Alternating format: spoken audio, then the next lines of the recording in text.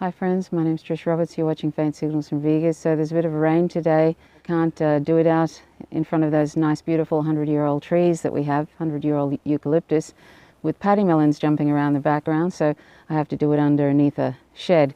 So I just wanted to share with you, if I may, something from John Pilger, the amazing Australian journalist John Pilger, and he wrote an essay about his visit to Julian Assange. The prisoner says no to Big Brother. And Julian Assange is associated with WikiLeaks, and he's been holed up in the Ecuadorian embassy now for, I think it's since 2010. No, since 2012. So he'll be approaching 7 years. I hope I've got that correct. And Julian Assange, his health is failing, and the reason he cannot leave the Ecuadorian embassy, in case you've sort of missed that, is because WikiLeaks is a great threat to US empire and to any corrupt politicians around the world. So he's made no friends when when WikiLeaks has shared information from whistleblowers like Chelsea Manning, and I'm going to talk about Chelsea Manning a little bit later. But so he's been there, and they're basically trying to make him so ill, which is going that way, or make him go mad, which I don't know how that's going, but I can't imagine it's going very well, being in a small room. And John, for this long without any daylight, without any real exercise, and without any real sunlight to speak of, and so it's a really dire situation. And even though recently Julian Assange has been given back his Australian passport, our government here is just disgusting. None of them are supporting him. And it's only recently that Senator Whish-Wilson from, is it Whish-Wilson? Excuse me, I've forgotten his name. He's a Green senator here, has been making some efforts. But I think, and there might have been a couple of others over the time, but there's really been this complete lackluster performance from everybody in every party here. And there is one person, maybe Greg Barnes, Julian Burnside, people like that, who have been doing efforts, and there's people associated with the Unity for J movement, which they have regular weekly vigils, online vigils, and interview people. There's people all over the world that want his freedom and want him to be safely returned without being extradited to the United States. They have a grand jury indictment that has been sealed, and it's been that way for many, many years now, and they won't admit that, but it's sort of becoming fairly clear now. So Julian Assange is in fear of being extradited, and rightfully so, to the US.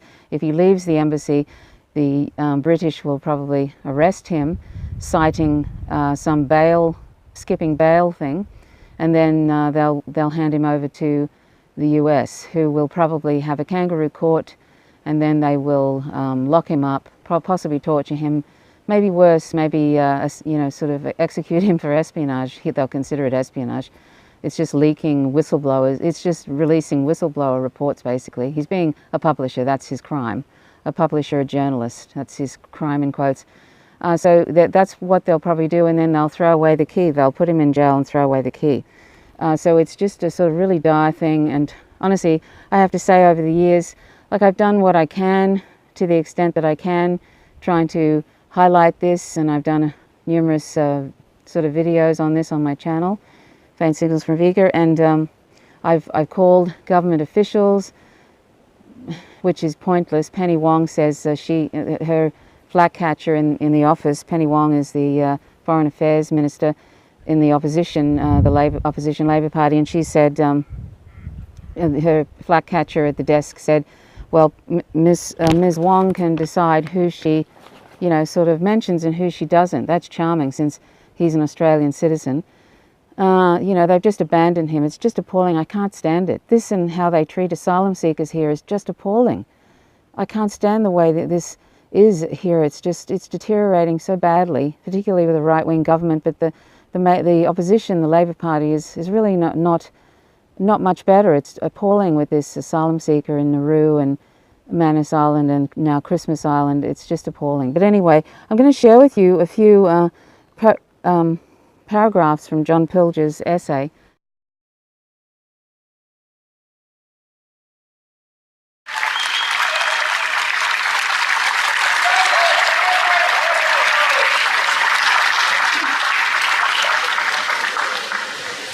Well, I'd like to thank you all on behalf of Julian for coming today and for showing solidarity with him.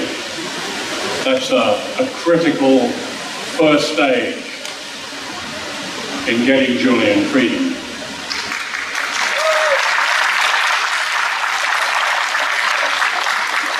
Whenever I visit Julian, we meet in a room he knows too well. There is a bare table and pictures of Ecuador on the walls. There's a bookcase where the books never change. The curtains are always drawn and there's no natural light. The air is still and fetid. This is room 101. Before I enter room 101, I must surrender my passport and phone. My pockets and possessions are examined. The food I bring is inspected. The man who guards room 101 sits in what looks like an old-fashioned telephone box. He watches a screen, watching Julian. There are others unseen, agents of the state, watching and listening. Cameras are everywhere in room 101. To avoid them, Julian maneuvers us both into a corner, side by side, flat up against the wall. This is how we catch up, whispering and writing to each other on a notepad, which he shields from the cameras. Sometimes we laugh. I have my designated time slot.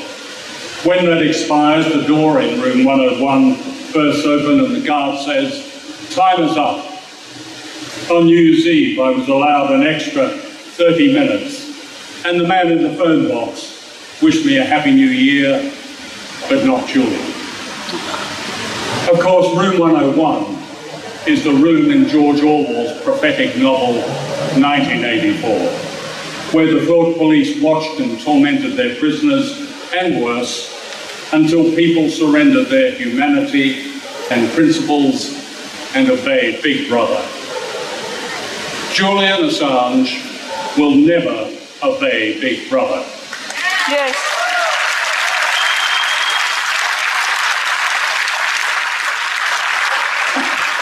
That's the difference. His resilience and courage, which I have seen over the past 10 years, including his long detention, are nothing less than astonishing. Julian is a distinguished Australian, a political refugee who, as my colleagues, previous speakers, have emphasised, has committed no crime, yet he is subject to what the United Nations has called arbitrary detention. Under international law, he has the right of free passage to freedom, but this is denied. He has the right to medical treatment without fear of arrest, but this is denied. He has the right to compensation, but this is denied. His crime has been to make sense of dark times by publishing the truth about the duplicity of governments that claim to be democratic. WikiLeaks, of which, as you know, Julian is the founder and editor-in-chief, is real journalism, of which any true democracy should be proud.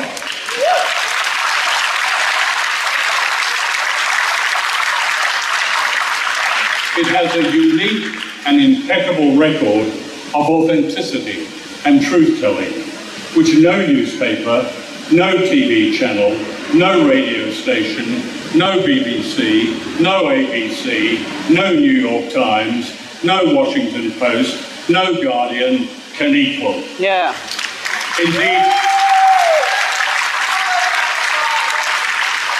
Indeed, it shames them all, and that is why he is being punished.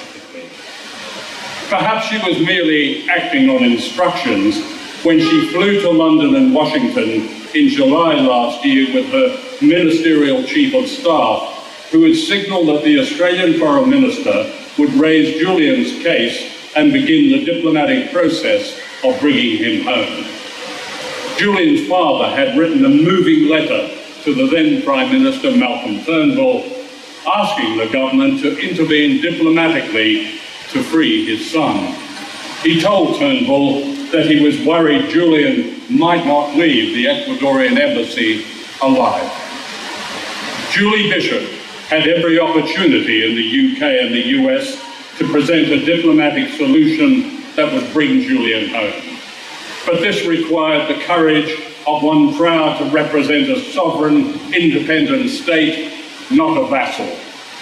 Instead, she made no attempt to contradict the British Foreign Secretary, Jeremy Hunt, when he said outrageously that Julian faced serious charges.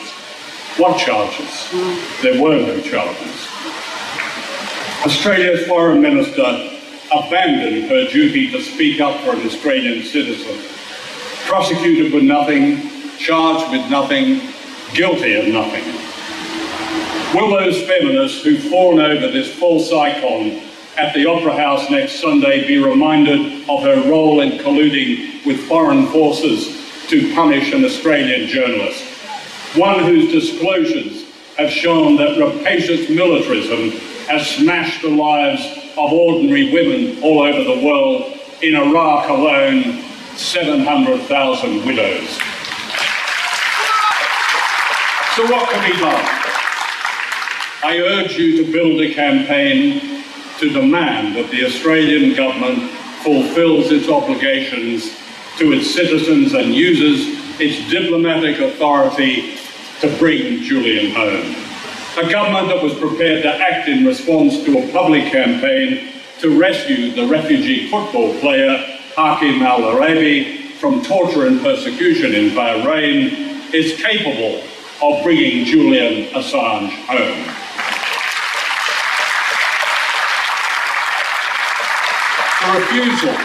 The refusal by the Department of Foreign Affairs to acknowledge, let alone enable, the United Nations declaration that Julian is the victim of arbitrary detention and has a right to his freedom is a scandalous breach of the spirit of international law.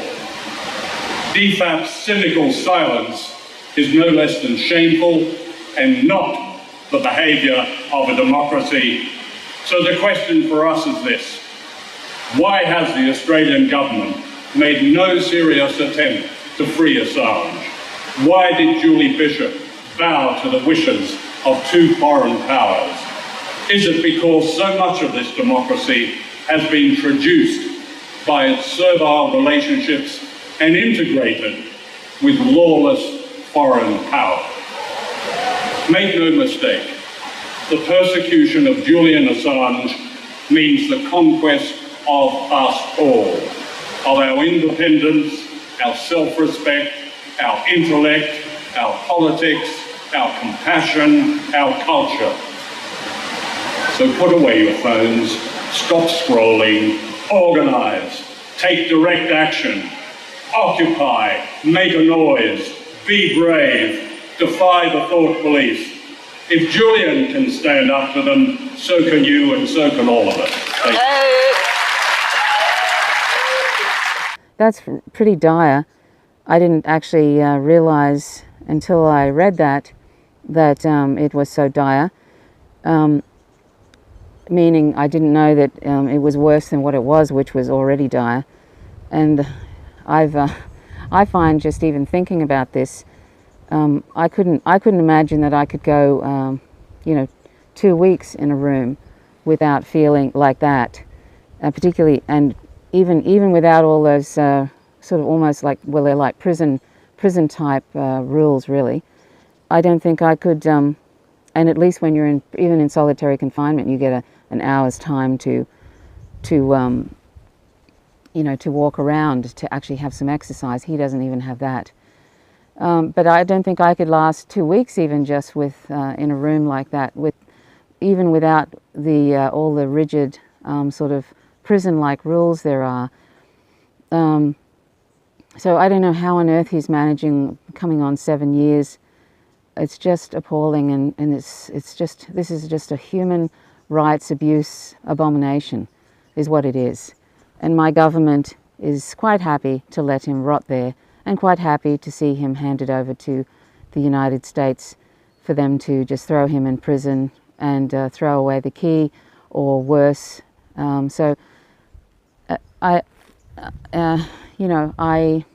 am sort of appalled at all the politicians in Australia, and I'm appalled that even the ones that there are, like I said, Senator Whish-Wilson. I don't know what he's been doing for the last, since 2012, but I don't know. But I just, you don't hear much that anybody's doing anything. Anyway, if you can join the Unity for J hashtag and check out what's happening there. Follow John Pilger, the journalist. He's on Twitter. And you can, if you search online for his name on YouTube, you can find various interviews that he does. He often goes on Going Underground with Ashvin Ratansi, I think his name is. So, you can find out bits and pieces if you follow Greg Barnes, B-A-R-N-E-S, I think. He's a lawyer who deals with Julian Assange, along with Jennifer Robinson. That both of those, Jennifer Robinson is doing pro bono work. She's a lawyer. And she's doing pro bono work for Julian Assange. If you look out for these people, I'll write their names in the information section. And do what you can to try and support him. I don't know, even if you can't sort of, whatever you think you can do, including writing letters or sending postcards or something. There'd probably be some rigid guidelines on what you can write and what you can't write, I imagine. But anyway, so just to know, I think he knows there's a lot of support for him, but I mean, the people that need to support him is my own government. They've given him back his passport, but I feel like that's like a trap. It's like, for want of a better metaphor, like a spider saying, here you go, come in, come back, sort of thing. He's never going to, he'll get out the door and somebody will arrest him. Anyway, so it's just appalling, and I don't know about you, but I find it's, sometimes when I think about it, it makes me feel sick, sick in the stomach, just knowing that this is just going on and on. It's torture. It's psychological and physical torture, what they're putting him through. And he may, I don't know how I just don't know. The man has been nominated for a Nobel Peace Prize. Not, of course, that means much these days, since they've given it to Obama and other very questionable figures, but still, he's been nominated. And do you think anybody's mentioned that? I haven't seen any mention of it in the corporate mainstream news, which one wouldn't expect anyway. I mean, every time they mention him, they demonize him and say, oh, he can leave anytime he wants to. That's just a lie. Even the opposition, the Labor Party, has said, oh, well, he can leave anytime he wants. That is a lie. That is not putting any context in anything. And those charges from Sweden have been dropped. Those bogus rape charges, they were dropped ages ago. There's absolutely no reason. The UN has said that he should be able to leave. He should be able to leave. The UN has said that. Anyway, not that the UN is any organization to celebrate either. I mean, they're also problematic. But then that's the problem. There's so many problems. I was reading the other day that Amnesty International is all for regime change in, this regime change in Venezuela. They're all for the whole Juan Guaido imperialist warmongering thing. This is, the Amnesty International regularly, they put out a bogus report about a prison in Syria that called the human slaughterhouse, and later it was debunked, and they were trying to get regime change in Syria and throwing out Assad. These are the organizations that are supposed to be for human rights, in quotes. They're all phony imperialist tools, a lot of these large human rights organizations. This is what we have now. So anyway, I talked about that a lot longer than I meant to. I actually had a few things, and I'm wondering whether I might just leave. I had a few things I wanted to mention, and I might leave some of them until tomorrow or when I can do this again. But as I said, I was going to mention Chelsea Manning, and poor Chelsea. I feel really sorry for Chelsea Manning because you know, she has had difficulty since her incarceration. Chelsea Manning has had some, and Chelsea Manning has transitioned and she's a trans woman, and so Chelsea Manning has been through a lot. She's been tortured in prison, and I won't go into the whole history of Chelsea Manning. You can look that up. But Chelsea Manning now has refused to testify, and against Julian Assange. This grand jury in Virginia has been trying. This sort of shows how they've had a grand jury indictment for Julian Assange for all these years, and we all knew it. But finally, you know, it's all coming out, and they're desperate to get him, and they ordered her to testify against him, and she's refused. And so now there was a closed contempt hearing by the grand jury in Virginia. It was against WikiLeaks, and you know, so she's looking at another 18 months in prison. You see, they're making an example of her. The example is never ever become a whistleblower, or this is what will happen to you. And they're making an example, an extreme example of these people like Julian Assange. Never ever ever publish, and this is what journalists are supposed to do. Never ever publish whistleblowers' information, or this is what will happen to you. You know, these people are being made examples in a sort of this fascist, the move to fascism that the United States in particular is heading towards, or galloping towards really at this point. So Chelsea Manning is brave as can be, really, because she's been struggling with some mental health issues at times and suicidal ideation since her incarceration and her torture. I think it was either 5 to 7 years. I'm sorry, I can't remember. 5 to 7 years she was in prison, and then sometimes they just have her naked. She said that they wouldn't give her any transitioning hormones. And so, you know, it's just been awful for her. And since she's been back, I don't think it's been a party either, since she's been released, rather. When Obama, the only good thing really that he did at the end of his administration was pardon her, like as if she needed pardoning. Seriously, she didn't do anything wrong. And the irony is, Obama said he was going to be, he was going to protect whistleblowers. Well, that's funny. So, I mean, okay, so anyway, so Chelsea Manning, you know, is looking at 18 months now because she refuses to testify against Julian Assange, because she knows that they will just distort everything that she says. They do it anyway, but they'll just distort everything she says and try and get him. So this is how brave this woman is. I mean, she's already been to prison. It was just awful, and now she's looking at that again. How brave is that? Particularly when she isn't, you know, she's not completely well. I mean, I don't know how she is now. I haven't been following her lately, but I know that she's had some struggles, and why wouldn't you? It's hard enough being a trans person in this world with all the transphobia, people just taking pot shots because they can, because trans people are a vulnerable group, and there's so much ignorance, and also there's just these alt-right misogynists, or just misogynists, and transphobic stupid people who call themselves feminists, in quotes.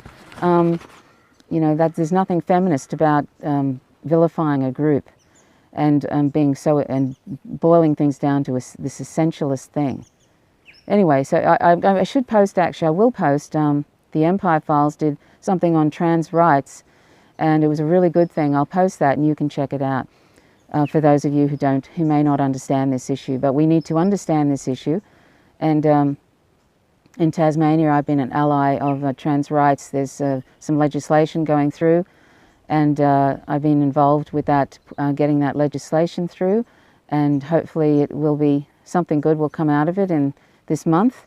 But it's been a big struggle for the last 6 months, 7 months, and it was very stressful. But anyway, we need to, as if you call yourself progressive, then you need to understand this issue, and we need to push back against this ridiculous transphobia. Good heavens, any of these idiotic people who call themselves radical feminists, they're just really trans-exclusive radical feminists, who usually are, they're actually so clueless, and they're really, they don't have any arguments, and they make up a whole lot of just nonsense.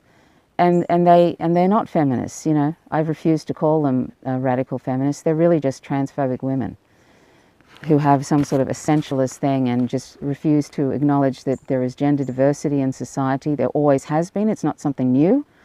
And trans people have been around for a very long time. They've even been celebrated in cultures, and indigenous cultures in the United States. That's what trans people have been. So, you know, it's been around for a long time, and these you know, sort of transphobic people can't get their heads around it and don't want to get their heads around it. Anyway, I didn't mean to go off on the tangent about transphobia, but sometimes it just drives me a bit spare, people that are so clueless and refuse to understand the issue. So anyway, so that's about it for Chelsea Manning. I'm going to run through a couple of other things that so give some love to Chelsea Manning on Twitter, because I think they'll do what they can to put her in prison, and it's just appalling. You know, it's sort of like punching down, basically. That's what US empire does. It's a big bully, and all these fucking cowards that are part of it, like, you know, Marco Rubio and Bolton and Pompeo and Trump and all the others from the other administrations that were, presidents and other administrations. They're all bullies, cowards that punch down on people. I mean, you know, it's just appalling. But anyway, that's the nature of empire. So, you've probably been following Illhan Omar, Representative Illhan Omar, who's been sort of vilified for just stating an obvious fact about AIPAC, about the Israel lobby and the donations to Congress, and how that's problematic. And influencing, you know, sort of policy, etc. I mean, she's just stating a fact, but anyway, they're doing a song and dance. It's caused a lot of problems in the US Democratic Party, because I think there's some people sort of think that it's kind of crazy that they've been doing this to her, and they've been sort of, it's just all for show really, and also to protect their lobbyists, their lobbying money, basically. That's all it is. And also that she's dared to call out US empires with the wars in Yemen, the US-backed war in Yemen. It's not a war really, genocide. And you know, just basically she's calling out all these various things that are just imperialism. And the Democratic Party is a war-loving, corporate-loving party, and it's a big no-no to do that. And so they're trying to make it that she's being anti-Semitic by calling out something, by actually just stating a fact about AIPAC.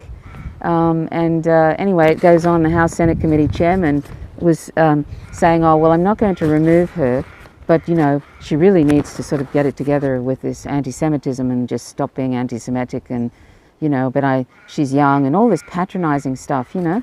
I mean, the woman's got real smarts, Illhan Omar, and she is really tough. I just think it's fantastic. I think it's fantastic, and I hope that I hope they keep her on there. But, you know, if she sort of calls out empire again, and if she sort of, which she will, I don't know, you know. But I mean, anyway, she's probably about the only decent one there. You know, I'm sure there are probably some others, but I mean, that's the one I know of. I don't follow much about the electoral politics, because it's just so much nonsense. But I'm following this in particular because she's got guts, and she's calling out empire. I mean, she's got cast iron courage, that woman. So you know, they're all, you know, sort of making out as if she needs schooling on how to address her anti-Semitism. It's just nonsense. So anyway, I might leave these other issues till tomorrow.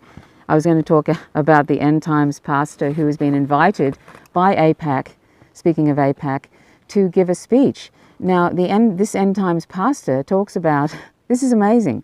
I'll leave a link to this little speech he does.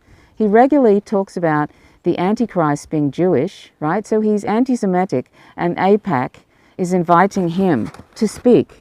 Now, why is this sort of not so surprising? Because Netanyahu and the Israeli government, the right-wing Likud party, they actually support neo-Nazis in various governments. They actually support neo-Nazis. And I did a video a few months ago, which actually sort of said that is Zionism. It asked the question: Is Zionism does Zionism support anti-Semitism? And in fact, it does. It's quite amazing. You couldn't make this up. But Zionism, does support anti-Semitism, and AIPAC is an example of this. So, the Likud party and Netanyahu, who they've got corruption charges against him because obviously they want somebody who's more right-wing, so they're trying to get rid of him. I can't imagine anybody more right-wing than Netanyahu, but they have somebody waiting in the wings. But this is the amazing thing. So for all this song and dance about anti-Semitism, you only have to look at the source, one of the sources that supports anti-Semitism, and that is the government of Israel, and now AIPAC inviting end times ministers who talk about the Antichrist being Jewish. I mean, you couldn't make this up, could you? Anyhow, so I suppose I've covered that really. I'll leave a little link to that, but it's really amazing. I mean, it's crazy stuff. So and maybe tomorrow I'll talk about the Chris Hedges' essay about giving the Trump administration is talking to Saudi Arabia, that brutal monarchy in Saudi Arabia, led by Mohammed bin Salman, and they're talking about sharing nuclear bomb secrets with them. Wouldn't that be wonderful to have that brutal monarchy with nuclear weapons? I'm surprised they don't have a secret sort of operation going already. They probably do, but I mean, Saudi Arabia having nuclear weapons, just like Chris Hedges said, it's like Dr. Strangelove, I mean, that's frightening. It's frightening that Israel has them and has had them for a long time, and everybody pretends that's not the case. But Saudi Arabia, wowee. So anyway, that's all I'll talk about at the moment, and I'll talk about some other things tomorrow. One last thing, really, about Reza Aslan, who Avi Martin gave a shout out, who was executed by at the March of Great Return. The Great March of Return, last year, and she was shot in the back. Was it in front? She was shot through the heart. That's right, running away. She was running away with her hands in the air. She had a medic outfit on. If you've seen the recent video I did where medics, children, journalists, paraplegics, press people, they've all been executed. There's been 180 people, many of them children, have been executed at this Great March of Return that they do every year, but now they've been doing it every week, going to the fence where it's an open air prison that is Gaza. They've been going to the fence to protest against the Nakba, the being thrown out of their lands, and they're refugees there and they're not allowed to return, and also just the apartheid situation that is in Israel against Palestinians, and so Reza Aslan was just one of many who was executed, shot by snipers. They have snipers there that were literally executing people and children and press people and paraplegics in chairs. Yes, at least 2 of those in chairs with no arms. These people had no weapons, and they could be waving flags, they could be dancing, they could be reading poetry. People were being executed. People praying. That's what's been happening at the fence where this Great March of Return has been going on weekly now since that time, and it's coming up now. It started, I think, March 30th last year, and then it became a weekly thing. So it's just appalling. And Reza Aslan was this wonderful medic who was very young. She was in her 20s, and she was just assisting people who had been shot. And then she was running away, and she had her hands in the air, and they shot her through the heart, and she died. And she was an amazing woman and a feminist, and Avi Martin did a tweet about her.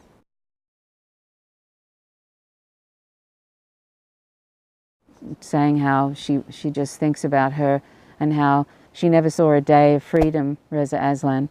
because the open-air prison that is Gaza, and how appalling that is, and it's an incredibly sad thing, really. So much terrible stuff happening for those Palestinians. That's why it's so important that we support them in any way we can, and we support people who support them, like Illhan Omar in Congress, who's the new, she was only elected a couple of months ago, because she supports the BDS campaign, the Boycott, Divestments and Sanctions campaign. That is a campaign that ended the South African apartheid system, and it will end along with if we challenge empire needs to fall, because there's $10 million being given a day by the US empire to Israel to continue that situation. So we need to support people like Illhan Omar, who supports the BDS campaign and supports Palestinians. So anyway, that's all I wanted to say, so thank you so much for watching. Please subscribe if you like the content, and please click the notifications bell. You have to click it twice if you want to receive updates, otherwise you don't. It's very strange. You used to be able to just click the subscribe button and then you'd get notifications. Now they've made it all sort of weird that you have to click bells and all sorts of things, and some people don't receive updates. So anyway, and if you like the content, please click the like button, and also leave comments. I always enjoy comments. And please, if you're not vegan, please go vegan, because it's all about non-violence, and we don't need animal products at all to survive, and we can easily meet all our nutrition requirements from plants and other non-animal sources, so we don't need to be torturing and killing 1 trillion land and aquatic animals plus every year. We don't need to do that. So non-violence starts with us. So please consider going vegan, and don't click the unsubscribe button just because I've said something that might be a bit challenging to you. Just if you're not vegan, please think about it. And it's not a judgment, it's just something that we should really think about. That's the invisible discrimination that we have not addressed in ourselves if we're not vegan. It's the most powerful indoctrination that we've been put upon, that's been indoctrinated into us since we were born, that other animals are here for us to use. They're sentient and they're not here for us to use.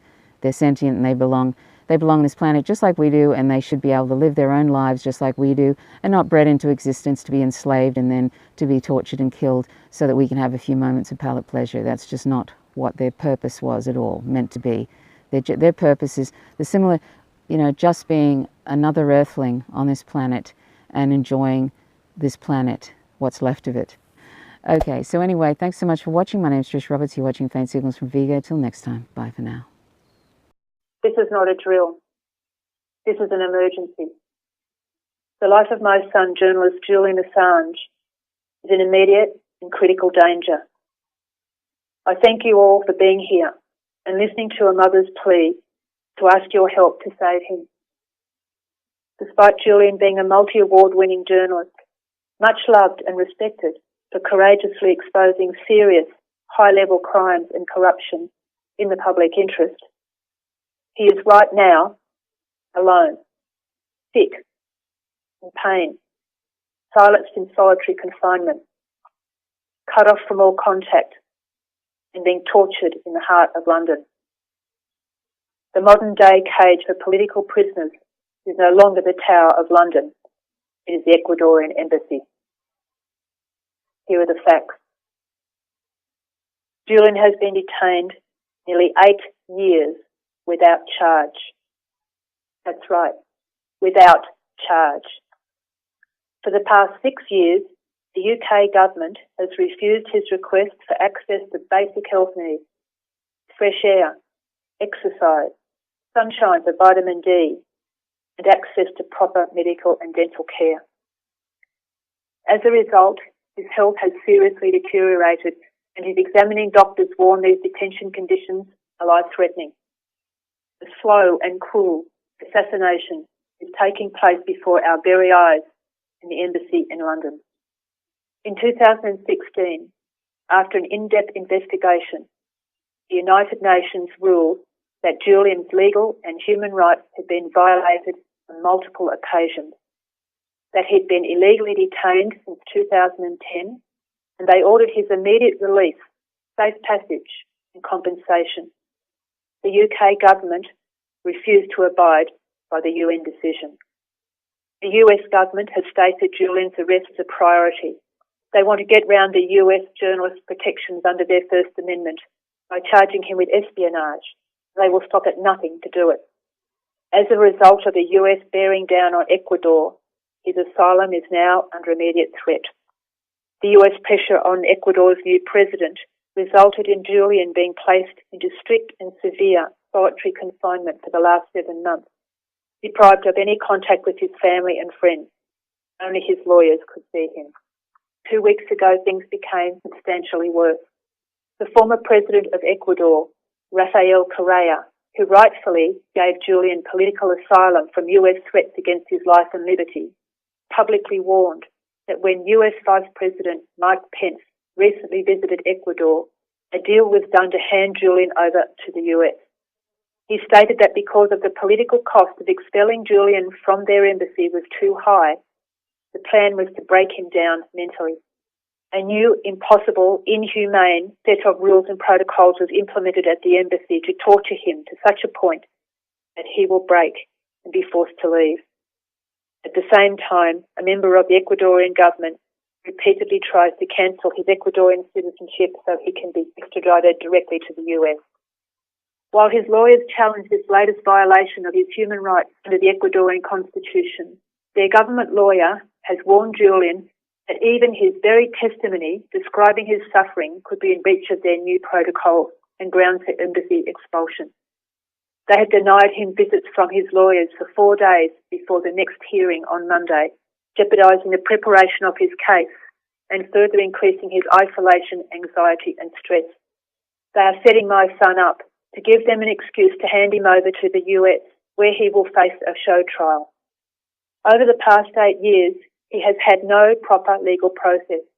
It has been unfair at every turn, with much perversion of justice. There is no reason to consider that this would change in the future.